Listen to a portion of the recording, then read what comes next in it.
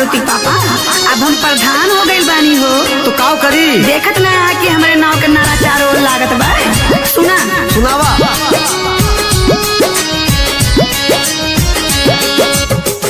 हो सैया खाना बनावा जाके तू चूल्हानी माँ। हे मारुति पापा सुना का उधर देखत हो सैया खाना बनावा जाके तू चूल्हानी माँ। टाइम न बापर धनी में ना हो सैया खाना बनावा जाके तू चूल्हानी माँ। टाइम न बापर धनी में ना। अरे अब यह दिन बाकी रहा ये दादा देखे के आहिरी बाप।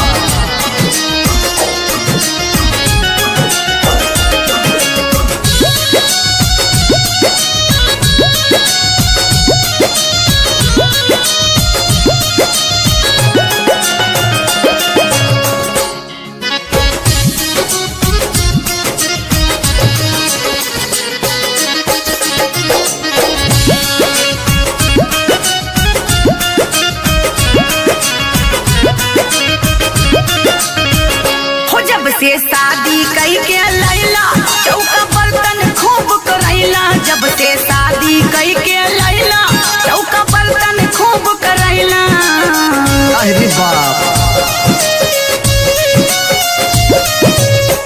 हो जब से शादी कई के लैला चौका बर्तन खूब करैला। जाके चाय बना के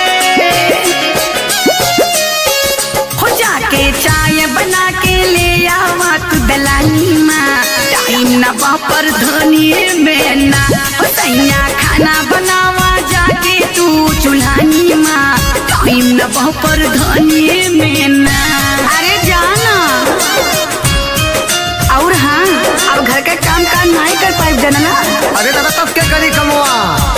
अरे तार भौजी करी है हो अब कुछ तू कैला। अच्छा मर्द बनावे खाना अब मेहरारू करे निताई। नाम जलेबी बाई यह होत है भाई। ज्यादा पढ़ी लिखी मेहरारू लावे पे भैया। हो गहुआ के आगे ले जाइबे महिला मंडल खूब बनैबे। गहुआ के आगे ले जाइबे महिला मंडल खूब बनैबे। अब समझला। समझ गई नहीं। जब बियाह कई कर लान तब हम जान गए कि पूरा जिंदगी तू समझे ही पड़ी दादा।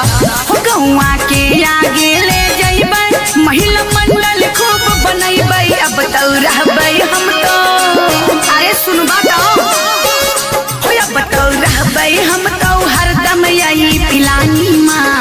टाइम न बापर धनी में ना हो सैया खाना बनावा जाके तू चूल्हानी माँ। टाइम न बापर धनी में ना। अब टाइम ना रही। अरे तदई आप प्रधान हो गई मानी तो गाँव जवार के सेवा करे पड़ी ना। ये भाई अरे सुन ला हमरो दर्द कि ब्याह नहीं है व्याधि है। चाहो तो ले बचाए गले में माला पड़त है डीजे बजा बजाए। ये भैया ये गांव जवान के सेवा करी है तो हमार का होई। ये भाई आहिरे दादा हमार होई का। ये भगवान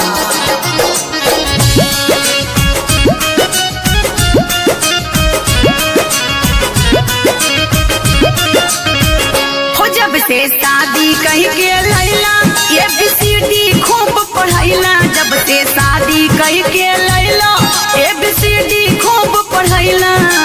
तो से बियाह करे उहे काल होई के दादा। ए सुना हो जब से शादी कहीं के लैला ABCD खूब पढ़ैला। पूरी माँ पढ़ लिख के हो पूरी माँ पढ़ लिख के अब हो गई स्वाभिमानी माँ। टाइम न बापर धनी में ना हो सैया खाना बनावा जाके तू चूल्हानी माँ। टाइम न बापर धनी में ना। अरे दादा बिजली के तार पकड़े है तो झटका तो लगबे करी। आहिरी बाप।